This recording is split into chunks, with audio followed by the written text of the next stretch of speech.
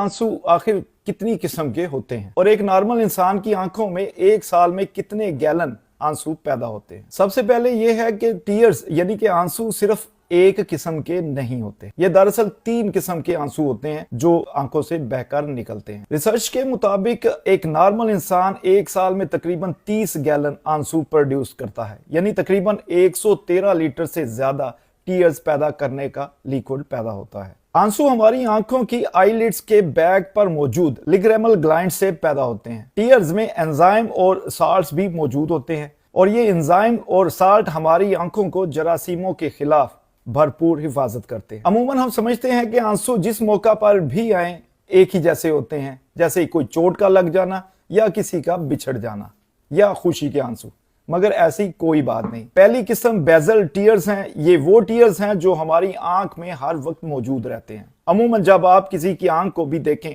या अपनी आंख को देखें तो हमारी आंख हल्की फुल्की नम ही नजर आती है, यानी एक लिक्विड या टीयर्स इसमें दिखाई देते हैं।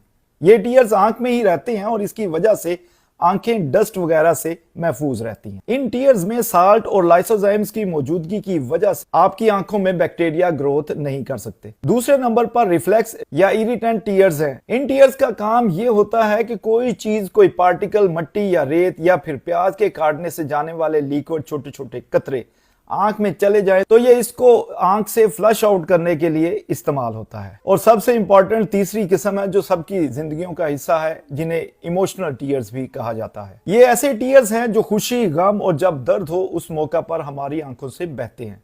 लेकिन इन इमोशनल आंसुओं में खास बात यह होती है कि इनके साथ हमारे जिस्म में मौजूद स्ट्रेस वाला हार्मोन कार्टिसोल जिस्म से बाहर निकल जाता है और इसकी वजह से 2 और हार्मोन्स एंड्रोफिन और ऑक्सीटोसिन हार्मोन भी निकलते हैं। इसकी वजह से हमारा ब्रेन यानी कि दिमाग पुरसुकून महसूस करता है।